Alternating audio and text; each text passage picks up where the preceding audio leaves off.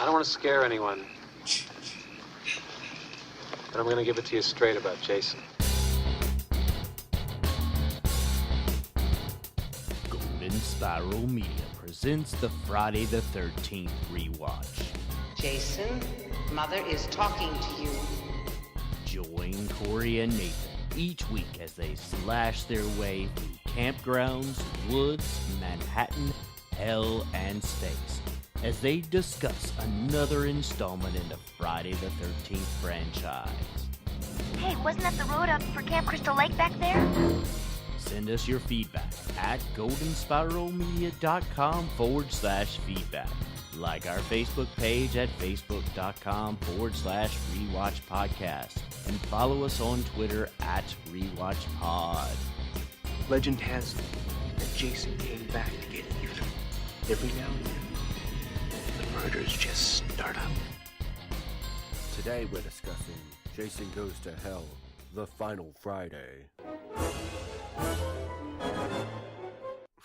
Starring Stephen Williams, Erin Gray, Rusty Schwimmer, Richard Gant, Leslie Jordan, Stephen Culp, John D. LeMay, and Carrie Keagan, with, for a third time, Kane Hodder as Jason, directed by Adam Marcus. Welcome back to the Rewatch Podcast. I'm Corey, and this podcast is strictly for internal distribution. Anyone listening must have C4 clearance or higher. If not, you're in a heap of trouble. And I'm Nathan, and I'll have a Voorhees burger and a side of Jason fingers. This is a weird film, dude. It is. I'm looking forward to discussing it. But as we were talking prior to the introduction, this film has star power, doesn't it? It does. Because this has a Stephen Williams who I instantly recognized as Captain Adam Fuller from the very famous 21 Jump Street. What's he doing? He must have needed a paycheck. Star power, Captain Adam Fuller. Yeah. Wow. Well, the thing is, man, this was made in 1993, and he was on Jump Street between 87 and 91. I just looked it up. That's how I know that. It's not like I have that figure stuck in my head. I looked it up. So he must have needed some cash for some reason. He didn't. That Jump Street money just wasn't doing it for him, was it? It's like Ron Palillo coming off Welcome Back Kotter for what was it, like parts 6 or something? Something like that. Yeah, it's crazy. All right, before we get too deep into it, of course, Yep. Everybody, we are part of the Golden Spiral Media Podcast Network. You can send us your feedback at goldenspiralmedia.com/feedback, where you can type a message, or use the SpeakPipe widget to record your own voice, or you can call 304-837-2278, and also head over to facebook.com/goldenspiralmedia, and follow on Twitter at GSM Podcasts. All right, Nathan, let's begin at the beginning and check out the trailer. Let's do it.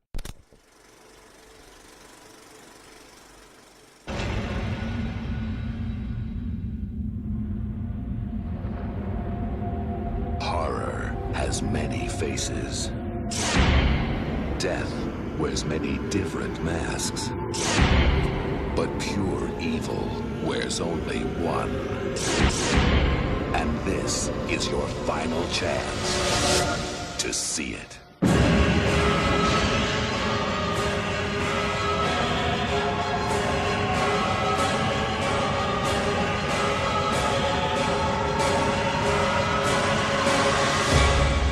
Jason Goes to Hell, the final Friday.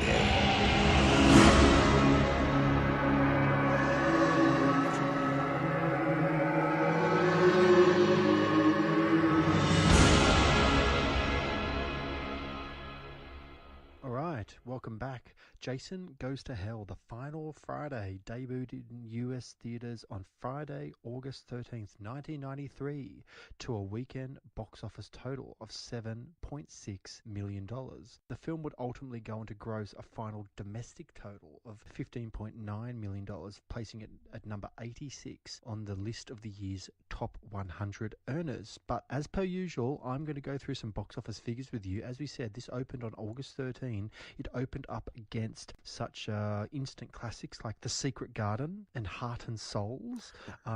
Robin Hood Men in Tights was out in the theatres at that stage. That was in its third week of release. The Fugitive only opened up the week before. In its second week, it earned, by that stage, $60 million. Free Willy, Jurassic Park, these are the kind of titles that are in there. Last Action Hero was kind of bouncing around the box office, so as per usual, some pretty formidable company. In saying that though, coming up against Heart and Souls and Secret Garden was probably a wise choice to kind of open up against them. Neither of those set the world on fire. Well, Heart and Souls was just like, that was like right at the time Robert Downey Jr. was about to just go like drug-addled and fall apart, right? Yeah, this is very pre-Iron Man, like big time pre-Iron Man. Like, as in, not too long ago, he made Back to School with Rodney Dangerfield. Like that kind of era, you know what I mean?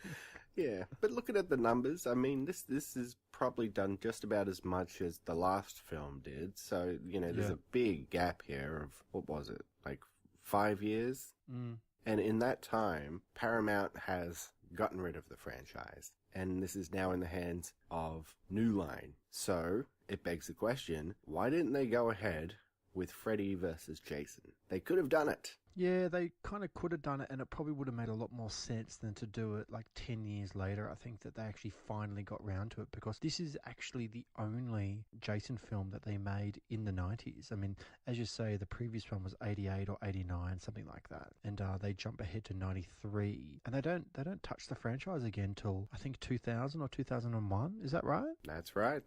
But it was the full intention for them to go ahead and do Freddy versus Jason at this point. But what else came out around this time but Wes Craven's New Nightmare? He came along and said, no, you're not doing Freddy vs. Jason because I've got something more I want to say with my Nightmare on Elm Street franchise. So fund my movie. And in the meantime, Paramount got back together with Sean S. Cunningham, director of the original film, and they produced this movie, Jason Goes to Hell, The Final Friday. I gotta say, I reckon you can really feel Sean S. Cunningham's imprint over this film. Like, I suspect that he finally kind of got hold of the baby that he kind of created, or, you know, back in 1980 or whatever it was, or directed, I should say. He didn't create it, he directed it. But he tries to, like, let's just say this is a very, very different film from pretty much the last 5 or 6 installments. Mm-hmm. And I'm not just talking about story-wise, I'm talking about gore factor. This is a much more violent film than the previous ones. Like, you see a lot more gore on screen in this one than you have in the previous films. Do you agree? Oh, I totally agree. This is around the period when horror films were just really going into schlock and over-explanation. I mean, it was happening with the Halloween franchise. You know, it was just a couple of years after this that Michael Myers would be going up against druids or something. I don't know. It was so stupid.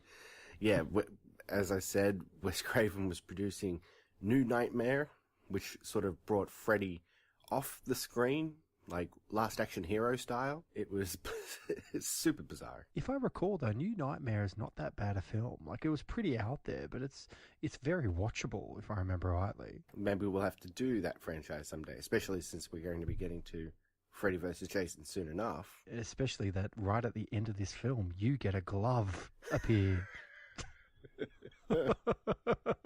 But you will notice too that this movie doesn't have Friday the 13th in the title. And that is because what New Line actually bought was the rights to the Jason character and the franchise, but not the name. Paramount held on to the rights to the name Friday the 13th because they also had the series. So, you know, maybe they wanted to reboot there or something. But yeah, that's why they kind of centralize around Jason in the title, rather than Friday the 13th. Now, apparently there was also a comic book that bridged the gap between Friday the 13th Part 8, Jason Takes Manhattan, and this film. It actually followed Jason after he was dipped in toxic waste in a New York City sewer, and his killing spree all the way back to Camp Crystal Lake. It also explains why the FBI actually had a task force specifically for Jason ready to go. Now, apparently one of the early concepts for this movie was originally it was going to be like a Jason Goes to LA, in which two rival gangs would be fighting, and when Jason would actually show up and actually start murdering them, this would actually force the rival gangs to band together to defeat Jason. Now, I'm just going to say it right now, Corey, but that sounds awesome. I would have loved to have seen Jason Goes to LA, because the most refreshing part of the last film was Jason when he actually shows up in Manhattan. I mean, we both agreed that the first 45 to 50 minutes of the previous film was okay. It wasn't great, but it was okay. But when it actually gets to Manhattan, it actually takes it up a notch, and the film kind of comes alive. Like, I think the whole Camp Crystal Lake thing it's a bit tired, truthfully. I think that they did it 4 or 5 films ago. Like, it would have been nice to see Jason go to a few new locations and actually mix it up a bit. Like, the whole concept of these gangs fighting each other and having to unite to defeat Jason, that sounds great. What do you think? Well, you remember what other movie we talked about from the early 90s that took place with gangs in LA? They were voodoo gangs, but still gangs. Predator 2. Voodoo gangs. That's right. So it's a very 90s concept, I guess, gangs in LA. It could work. True. It could totally work, and Jason certainly needed a bit of a refresher, didn't he? Yeah, exactly. And, before they realized that they weren't getting the name Friday the 13th, there was talks to say this movie was going to be called Part 9, The Dark Heart of Jason Voorhees. And in that original concept, it did have like this whole thing about some sort of mystery man cutting open Jason during an autopsy and ripping out his heart and then being possessed by the essence of Jason. And that big reveal that the mystery man was going to be Jason's father, who we talked about, apparently showed up in a novelization or something like that, Elias Voorhees. Yeah, well, they mention him in this film briefly, because there's a news report where they're giving like a flashback, and they say Elias and Pamela Voorhees. That's the first technically on-screen mention that you actually get for Elias that I know about. I could be wrong, but I'm fairly certain that's true. Yeah, outside of that novelization, I think so, but... yeah, we're also going to get into a few other parts of Jason's family tree, I guess, with this sister who we've never heard about either, but we'll get to it. But let's be truthful. Continuity has never been Friday the 13th's strong point. Like, it's never been the strength of the series to actually adhere to what happened in the previous film. But, that's a whole nother discussion. It's a fun franchise, but it's not a very consistent one. No, not at all. Now, apparently, there's an interview that kind of about the complete history of Friday the 13th. There was a documentary about the 13th movies. Noel Cunningham actually said that the original rough cut of Jason Goes to Hell was over 130 minutes long, and therefore it had to be heavily re-edited to be faster paced and under 90 minutes long. When I actually read that bit of trivia, I could actually see there being extra time spent with all these characters, because they actually do spend quite a bit of time with these weird characters that you've never heard of before, don't they? Like, it's entirely possible, like, you could flesh out their backstories if you really, really wanted to. Oh, they could tell us how at all Creighton Duke knows how to kill Jason, but I assume that got cut because for some reason out of nowhere, he's got a magic dagger that can kill Jason. No explanation given. Yeah. Now, apparently this entry also features the strongest clues as the location of Camp Crystal Lake. Namely, twice there was a sign indicating that Crystal Lake is approximately 29 miles from Fairfield and 39 miles from Westport. Apparently they're actually in Connecticut. Previous films had actually indicated New Jersey or around there. So for people curious about where it is, now you kind of have a rough idea. Not that I ever really thought about that all that much. Although, in saying that though, in the last film, they told you that it was a short boat ride from New York City. Exactly, right. like they leave in the afternoon and they get to New York City in the evening. Like they're not on that boat for like 24 hours or 36 hours. They get there a few hours later. It's true. It's a short boat ride from New Jersey. I don't know how far it is from Connecticut. And it does make you wonder why they flew his corpse all the way to Ohio for no reason. Yeah, it's strange. Here's another bit of trivia that I found interesting, and it kind of carries on my uneasiness a little bit with the producers and the young starlets not wanting to do nudity, but there being like confusion about them not wanting to do Didn't we nudity. encounter this last week's movie? Yeah, so apparently Adam Marcus wanted Carrie Keagan to do that shower scene completely nude, a la like, Glenn Close sitting in a shower naked and crying in The Big Chill. Keagan actually said she told them from the get-go she wouldn't do nudity, while Marcus maintains she was never upfront with him about that. Keagan counters that Marcus actually knew, but kept telling everyone he'd be able to convince her to change her mind. That just does not sound right to me, does it? Apparently she never did, and during the scene she wore a flesh-coloured bathing suit bottom and Madonna-like cone bra, just with Dixie cups instead of cones, and apparently the water was so hot though that she was literally crying from pain. Keagan actually complained about the whole thing to her agent, who then argued with everyone in the production, especially Adam Marcus. And as a result, Keagan and Marcus briefly became enemies. It got so bad that she actually walked off the set, even though they were mere days away from wrapping. So Cunningham had to take the movie away from Marcus and come in to direct the final couple of days, and that is the only way they could get Keagan back. To be truthful, man, that is that's not a very nice story, is it? It's not. The fact that she was butting heads with the director so much that Sean Cunningham had to step in and direct. That's crazy. Yeah, it's crazy. And just like the simple fact that she was super clear, like from the get-go, before she took the job, I'm not doing nudity. I don't care. It's just not happening. And there being confusion about that, that's ridiculous, yeah? Well, at the same time, I mean, did she read the script as well? Like, maybe she should have just stormed off set because of that. Has she not seen the previous installments as well? This is Friday the 13th, part 9. Yeah. Yeah, I know.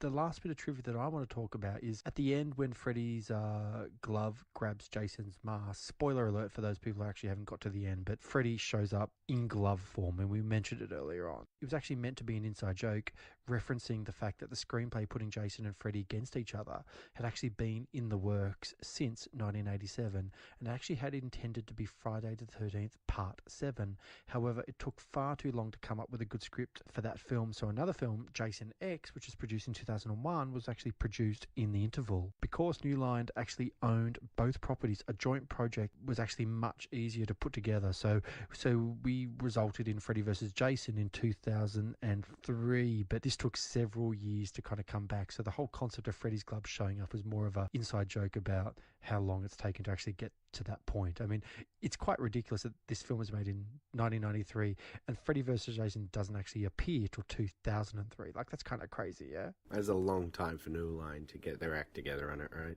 I know. But a bit of inside trivia on it, though. Kane Hodder actually played the arm of Freddy. Well, he didn't play much in this film, didn't he? Because Jason's, I mean, he's in the film, He's but barely in the film. He's barely in the film. Like, he's in the film when he walks past a mirror. Let's just put it that way. Yeah. And you do get to see Kane Hodder's face. He does play that security guard at the beginning who calls Jason a pussy. I didn't realize that. I'll have to go back and check that out. That sounds kind of cool. All right, shall we get into our discussion? Let's do it. All right, so looking at the timeline, apparently we are jumping 2 years forward from the events of the last film, which was Jason Takes Manhattan, which was supposed to be 2001. So apparently it's now 2003. Yeah. Okay. Whatever. the whole timeline of these things, like the fact that it's 2003, and anyway, whatever. It makes no difference to me when I watch this film. I don't think anyone is thinking about the timeline. They never reference it. They never even slightly tell you what year it is, do they? No, but it's so very clearly 1993, just like the previous films were so very clearly all set in the 80s. This one, I mean, I brought up Predator 2 before. This has a very Predator 2 kind of feel to it. I like Predator 2 though. Don't diss Predator 2, man.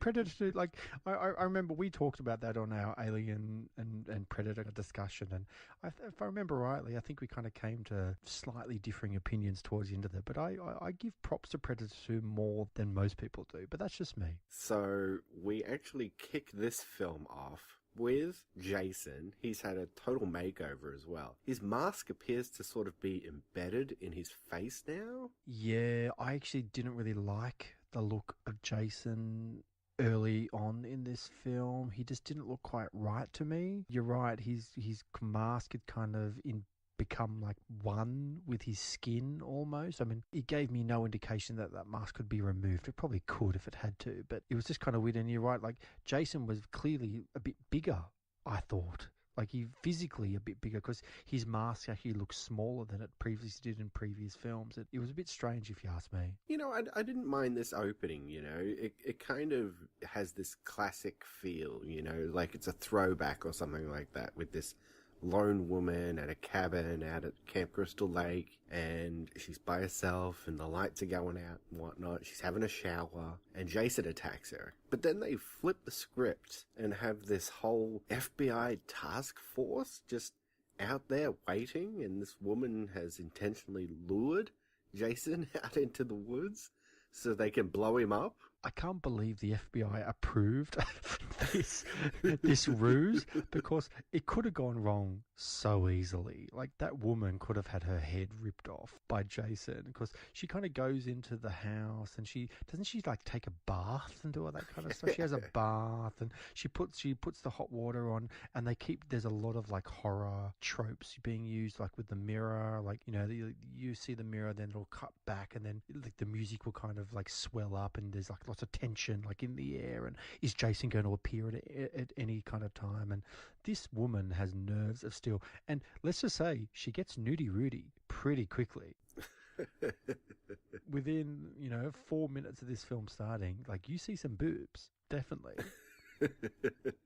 Yeah, not to mention she's going to be chased through the woods in nothing but a towel. Yeah, that's right. But yeah, you know, they stick with some Jason tropes, you know, like you said, there's the whole thing with the mirror, you know, opening the medicine cabinet, and is he going to be there? And all of a sudden, bang, he's like right there with his machete. And yeah, you know, it's kind of classic Jason to sort of get you in the mood. But yeah, they just totally go in a different direction. Somehow she kind of escapes his, grips, and like as a viewer, you're kind of watching this film just going, oh man, we're back at Crystal Lake, and there's the house that they haven't fucking burnt to the ground yet, which they should have done, like 10 years ago. And you think, oh, it's just going to be another Jason film, and then you're right, that they flip the switch. The woman somehow escapes Jason Grass, jumps out the window or runs out the door or something like that. I can't remember what. Leads them down this path into this like area where there's this FBI kind of SWAT team or whatever it is, and they turn the lights on, and Jason gets the shock of his life,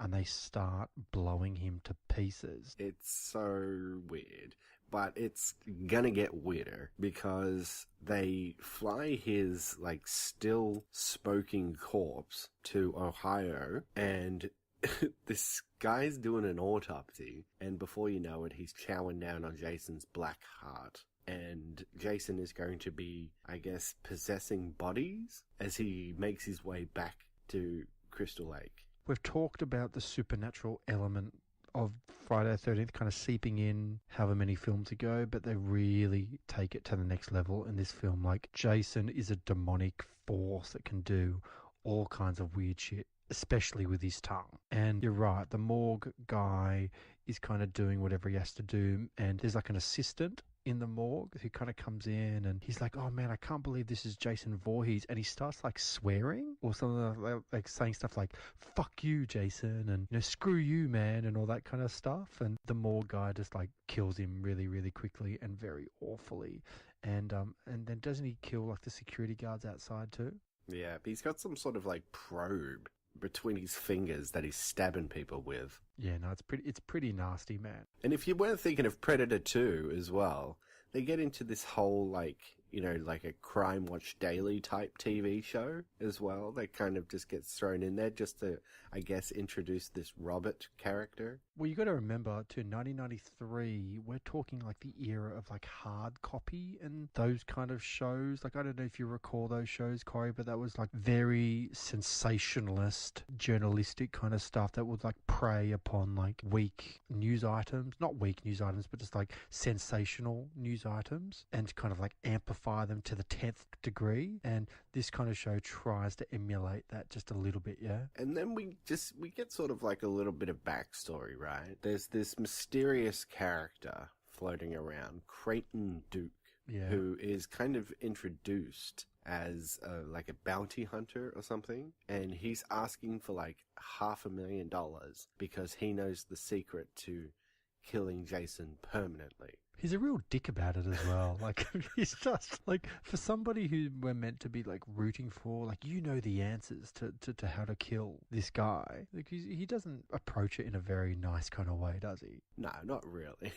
He's just going on TV and talking about it, and the next thing you know, he's out in Crystal Lake and he's harassing this woman named Diana, who they're going to play it very close to the chest, with him sort of just saying things to her, but not really revealing what the deal is. But the deal is that Diana is Jason's sister, and Diana also has a daughter, who I guess would be Jason's niece, and she's also just had a baby. Yes. So there's this bloodline of Jason's, and this whole body swapping thing is kind of crucial. You know, he needs a blood relative of some kind. I know this sounds weird, Corey, but the fact that there's a 130-minute version of this film, maybe they did go into the concept of Diana and how the fuck she's the sister of Jason Voorhees. Like, it would have been interesting to hear a little bit more backstory from her, because if they're trying to tell us 9 films in that Jason has a sister, it would be nice to kind of get that explained just a bit, just a little bit. Maybe it would have been nice to hear, like, what was her childhood like with Pamela? Like, did she like get sent away from Pamela when she was little? And was Pamela like this awful mum? Like, it would have been interesting to hear that. But instead we get none of that. We just basically get told that she's Jason's sister, and Diana has a daughter, Jessica, and Jessica has a baby. And watch out, Jason's on the loose. Like, you know, he's coming for you. All that kind of, you know what I mean? And it seems that our lead, I guess, protagonist of the film is going to be Stephen, who is the father of Jessica's baby, but he doesn't know that she's had a baby because they broke up or something. And Jessica is now seeing Robert, the guy who hosts the American crime TV show. It's convoluted and a bit strange because she calls Diana what's clearly from like some kind of, you know, sound stage or like TV studio or something like that, and she's having this like deep and meaningful conversation with her mom about, you know, take care, and, you know, we're going to come back, and I really want you to meet Robert, and blah blah blah blah blah blah, and all that kind of stuff. And then the phone hangs up really, really suddenly and then we cut back to Diana's situation, and she turns around and she's being attacked by somebody who's kind of taken over the spirit of Jason Voorhees, because that is essentially the concept of this film. Like, you've got Jason's throughout the whole film, but you've essentially got 6 or 7 different versions of Jason, where Jason's body keeps getting transferred from subject to subject. Yeah. And that subject would then take on Jason's characteristics and do awful things. So before we even get to the death of Diana, I think she's trying to like help Stephen get back together with Jessica. Yeah. And she's like, come over to my place. That's right, because she says to him at the diner earlier on, can you come over to my house at 11 o'clock? That's what she says. She says, come over at 11 o'clock. Don't be late, she says. Don't not be even late. midnight or something like that to go with the cliche. Or maybe that's when she finishes work. It's possible. We forgot to mention the business that Diana works at, the cafe or whatever it is. And they're like going crazy with, like, they're really taking advantage of the whole Jason Voorhees, and they're trying to make money from it, and they're making like Jason Voorhees burgers 2 for 1, and that they use the offcuts. That's how you get 2 for 1.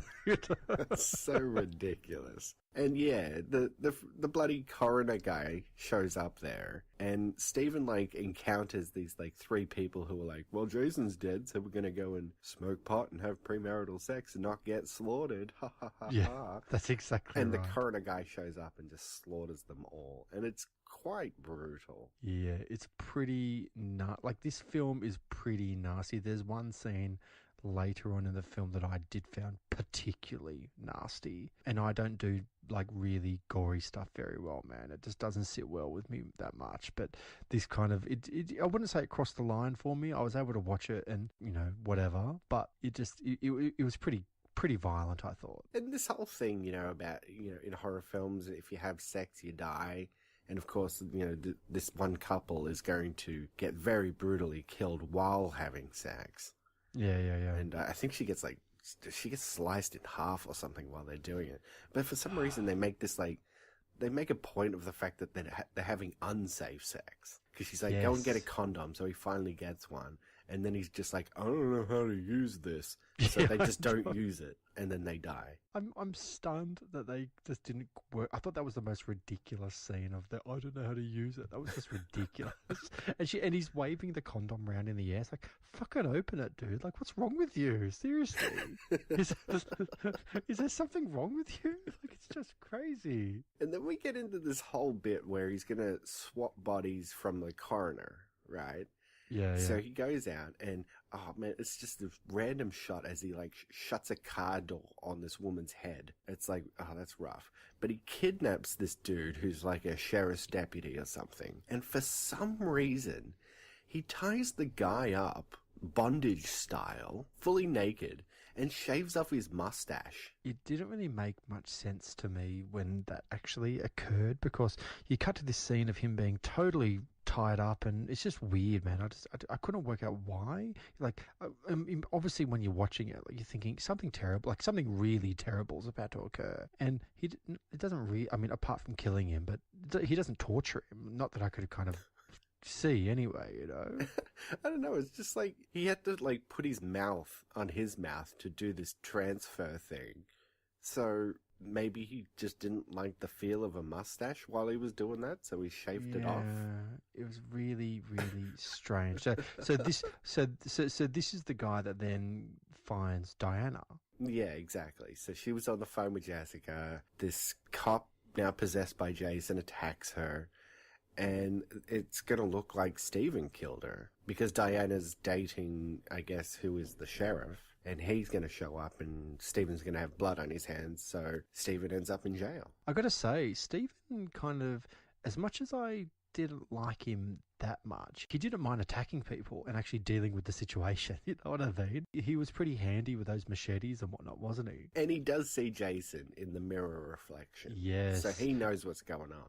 And so does Diana, doesn't she? Diana kind of sees a mirror reflection of Jason as well, like, and instantly kind of knows what kind of happens, and then tries to escape the situation really, really quickly, but clearly doesn't. So the fact that Creighton Duke was harassing Diana earlier has also landed him in jail. So Stephen and Creighton have this like weird back and forth about what's going on. And he is asking Stephen, like, give me a hand because you need to pay for this information. And to pay, he's going to snap his fingers. And he's going to lay out this whole thing about only through a Voorhees can he be reborn, and only a Voorhees can kill him, you know? Very mystical. How does he know this? Where's his source, man? Like, I don't quite understand how he realizes that the only person that can kill Jason Voorhees is another Voorhees himself. I mean, it's a strange kind of thought to kind of suddenly have, yeah? It makes you wonder if any of this explanation was cut from this supposed 130-minute version that first existed. Yeah, definitely. It's strange that they kind of did that, but maybe one day we'll see the 130-minute version. Maybe there'll be such demand to know how Creighton Duke knows this that they'll release the film. Let's hope so. Let's hope so. Before we get deeper into the film, shall we check out some clips from the first half? Yeah. Sounds good. All right, so I've got Creighton Duke right at the beginning, right after they blow up Jason. This is what Creighton Duke has to say about it. I don't think so. He knows what's going on. He's a weird badass, but that's okay. He's a badass, I gotta say. And then I got this line. It's, again, like right after they've blown up Jason. And for some reason, this cop looks right down the camera and says this. Good shooting, Mahoney. Now clean up all this shit, huh? I don't know why. When he said that, did you think that was a Police Academy reference? It has to be, right? It was the first thought that popped into my head as soon as you said Mahoney. I thought, are they doing what I think they're doing? They do make some other film references later in this film, so... I so hope it is, because if they did, it's gold. It's great. Anyway. We've got Kane Hodder here, insulting Jason. Hey, so Doc, what's the verdict? Jason gonna be getting up and walking around anytime soon? We really nailed that fucker. You want nothing but a big old pussy anyway.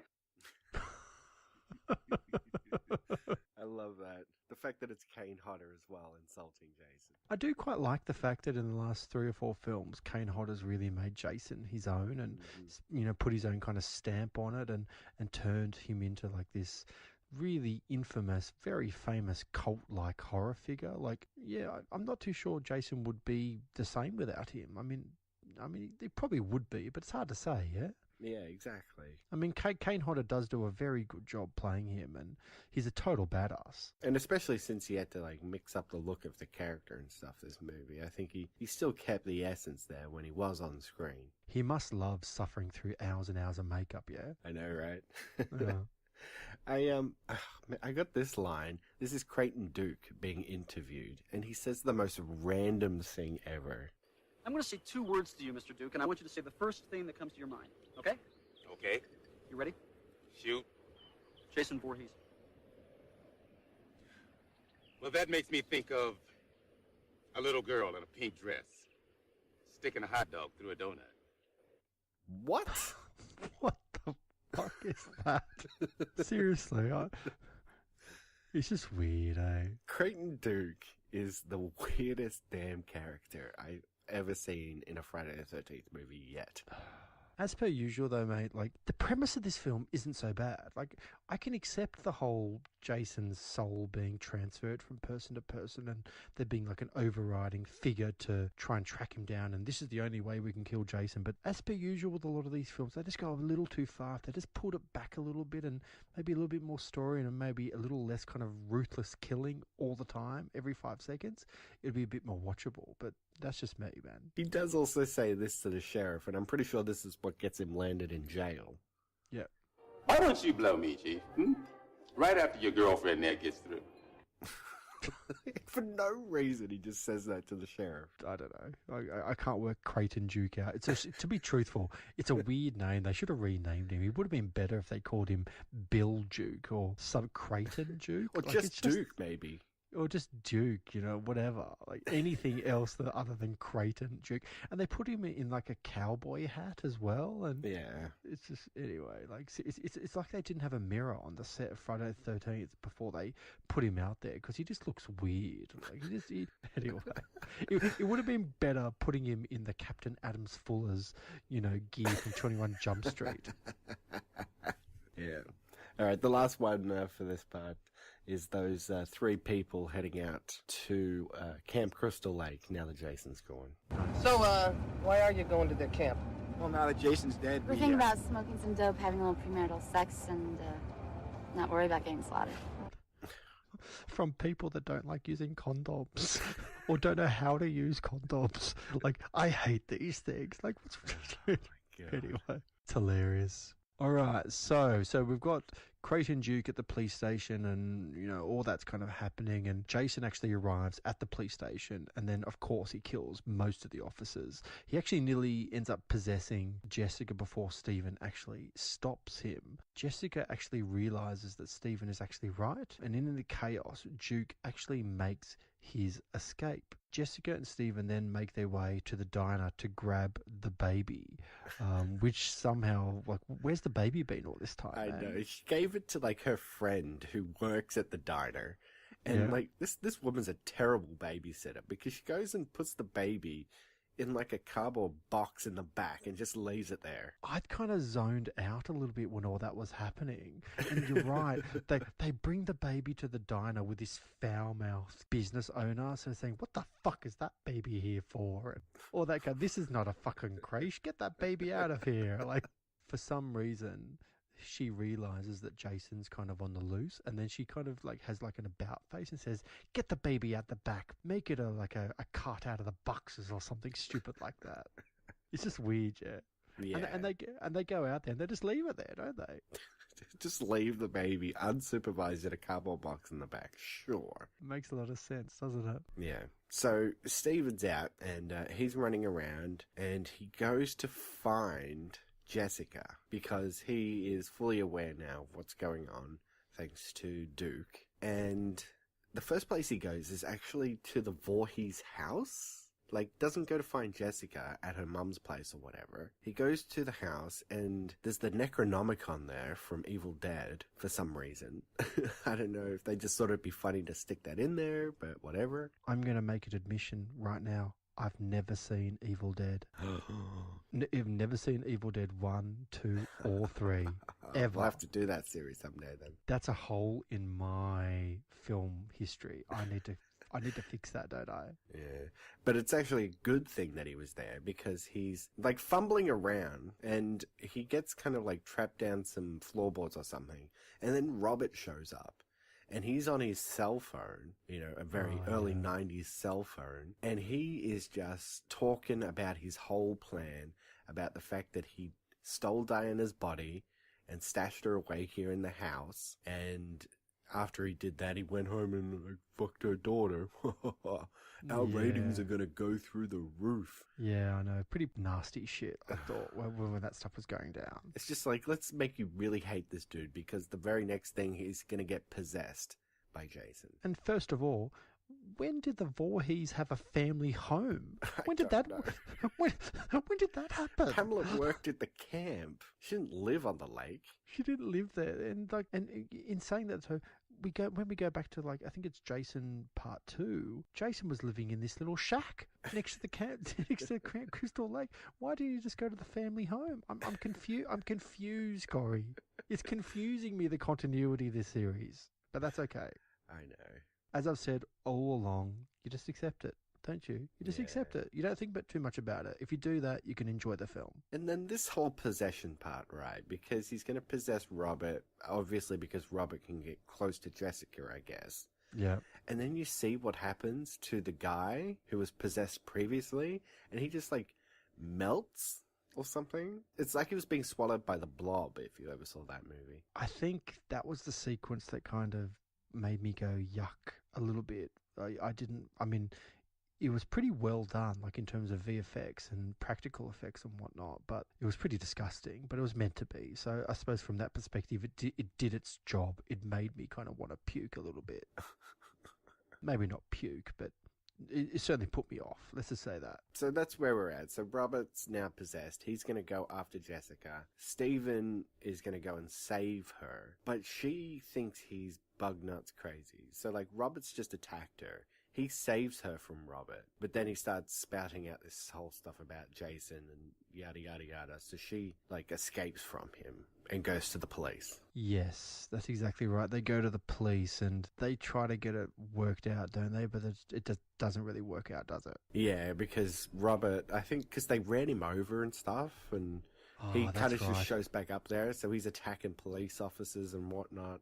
And they end up over at the diner, and they think Robert's dead because they actually shot him through the head. But of course, he's possessed by Jason, so he shows up there at the diner as well, and it gets pretty graphic. I think the lady who owns the diner has a son, and he immediately gets his arm broken, all the bone gets poked through. It's God, that's a tough one for me. So Jessica meets Duke at the Voorhees houses, and he's given a mystical dagger.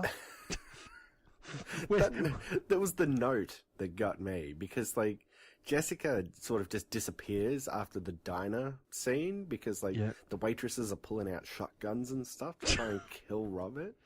Yeah. And she just disappears, and then Stephen finds this note, and it's got the voiceover of Duke on the note that says, "Come to the Voorhees house alone. I have your baby." So he knows to follow to the Voorhees family home. Yeah, which is just a bit confusing, but that's okay. And you're right, he has a mystical dagger. What's the deal with the mystical dagger? I just don't quite... Where does he get this from? Seriously? I know, because it looks like a switchblade or something originally, but then he throws it towards Jessica, who catches it, and it turns into this weird, mystical, bone-handled dagger. Adam Marcus, if you're listening, release the longer version. I want to know these things. I'm confused. It's so weird. So Jessica meets Duke at the Voorhees house, and he's been given a mystical dagger which can be used to permanently kill Jason. Keep in mind, he's got to be killed by a blood relative, which is Jessica, who's the only one that can actually do it. So a police officer enters the diner where Robert Possessed transfers his heart into him. Duke falls through the fall, and Jessica is actually confronted by Landis and Randy. Landis is actually killed accidentally with a dagger, and Jessica drops the dagger. Randy is now possessed and he attempts to be reborn through Stephanie, but Stephen arrives and severs his neck with a machete. That was actually pretty full on when that happened. Yeah, well, he goes after the baby first, right? Stephanie, the baby, instead of Jessica. And yeah, like his head gets cut off or something, and like, I don't know, it looks like his head's full of like 2-minute noodles or something, and this weird little devil rat or something crawls out. They're definitely trying to make this an R-rated horror film, aren't they? Like, which is kind of strange considering the previous Jason installments had really tried hard to, I mean, be kind of gruesome, but it's not like, oh my god, gruesome. Like the kills were pretty quick and they'd cut away pretty quickly, where this film lingers on the violence, and you see like the noodles in the guy's brain and the machete going through the neck and all that kind of stuff. It's pretty nasty, man. The next thing that happens too, because the rat devil thing falls down into the basement where Diana's dead body is, in case you forgot that Robert like stashed her corpse in there for some reason. It goes to like the POV of the rat devil thing as it like scurries across the floor and into Diana's vagina, allowing him to be reborn. I know. It's pretty bad. Ugh. And immediately he just looks like Jason again from the beginning of the film, with the weirdo mask all embedded in his face. Yeah, exactly. So while Stephen and Jessica attempt to retrieve the dagger, Duke then actually distracts Jason and he's killed with a bear hug.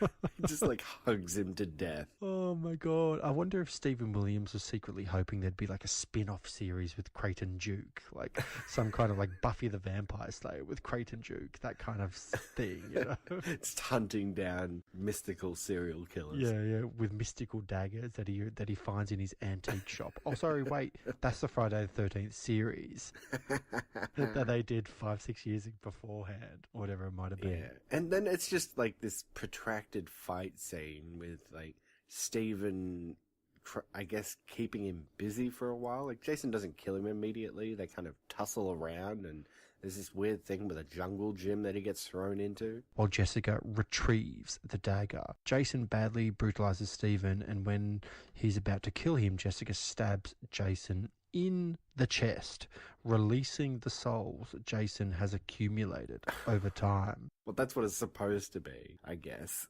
That's what people are saying according to the synopsis that we have in front of us. Instead, it's just like this bursts of like orange lights that go poof, poof, poof, poof, out of him, and then he's sucked down into the ground, presumably down to hell. So we have these demonic hands burst out of the ground, and they're actually pulling Jason into the depths of hell, much to his chagrin. He doesn't want to go, but it's going to happen. So Stephen and Jessica then actually end up reconciling, and they walk off into the sunrise with their baby. A literal sunrise. Like, it's literally, they literally walk towards the sunrise, like holding hands, and that's the end of the film. But we get a bit of a postscript, don't we? A little postscript. Freddy, with his gloved hand, pulls the mask down into the ground. Even though we're going to have to wait 2 more films to see that, I'm looking forward to it though.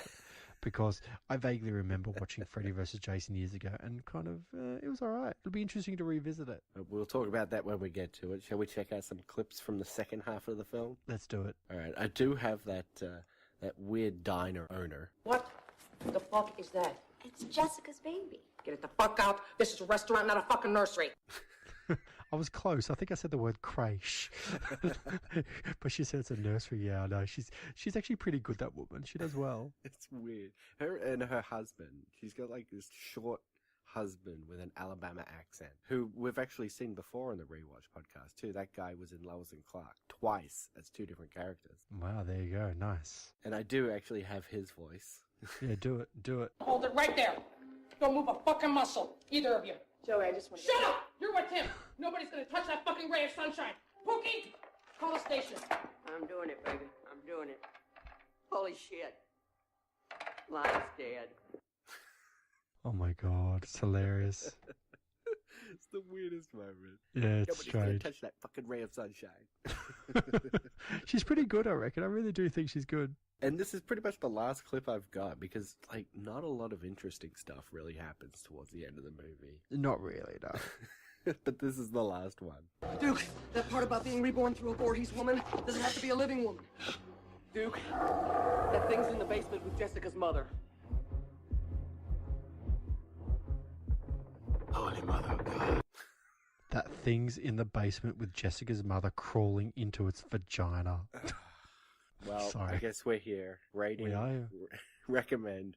What do you think? I don't know if I can recommend this one, but it's an interesting installment. I'm going to try to be positive. As I said before, man, like if you're just able just to kind of laugh it off a little bit and just accept the fact that none of it really makes a lot of sense and to kind of evaluate each film on its own merits, there's some good stuff in here. I mean, it's not all dire. As I said, I think the idea of Jason being totally destroyed by the police and his soul being transferred into kind of different beings, yes, it's silly, but I mean, it's fine. Like, it's just a part of the story. If you can just accept it and just watch it, it's fine. Unfortunately, the story kind of falls over a little bit on the weight of its own violence and that stuff. I mean, I don't know if it was handled that nicely. I think it could have been better if there's a little bit more story involved and a little less violence. And as I said, I didn't mind all the soul swapping. It just got a bit confusing. So if I had to give it a score, I'm gonna give it probably 4.5 who the fuck is Jason's sisters out of 10. I'm pretty much there with you.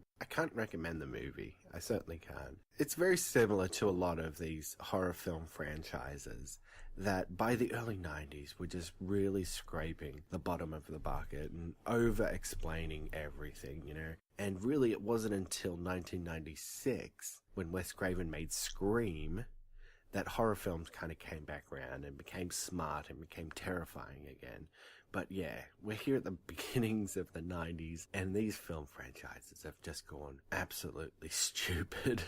I mean, Jason swapping bodies and mystical daggers and stuff. Ugh, this movie's terrible. It's a terrible script. It's a terrible movie, and I'm going to give it 4 mystical daggers out of 10. Yeah, I think we're kind of give or take roughly in the same kind of area with this one. Like, it's, as I said, there's a couple of things in it that's kind of interesting, but it's certainly not a must watch. Like, if you never saw this film, even if you just skipped it, like, I mean, yeah, like it wouldn't be the end of the world. And it did sell itself as the final Friday, but certainly not. Because it's going to take 8 years, but Jason does come back, and that's next week's episode. We will be discussing 2001's Jason X. Now, I have vague memories of Jason X in 2001. I've got a memory of watching it, and I recall it being really strange.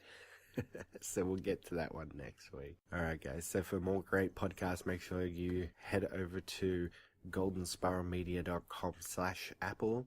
You can join us on Facebook, facebook.com/rewatchpodcast, and on Twitter @rewatchpod.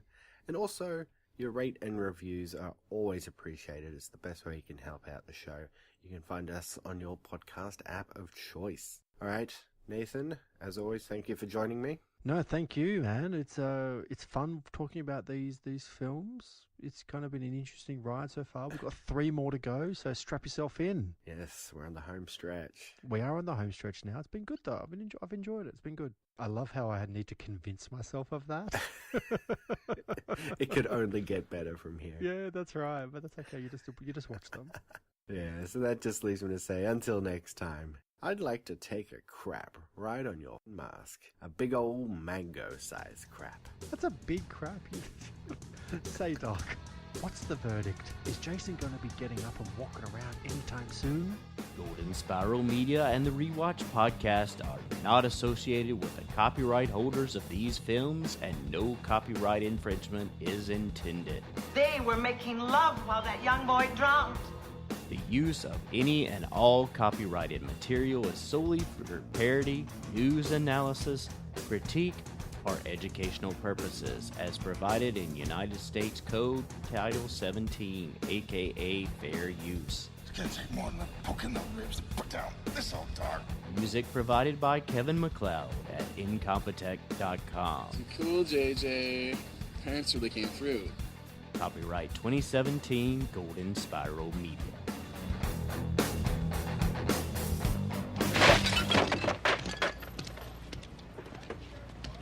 You a dead meat, slime bag.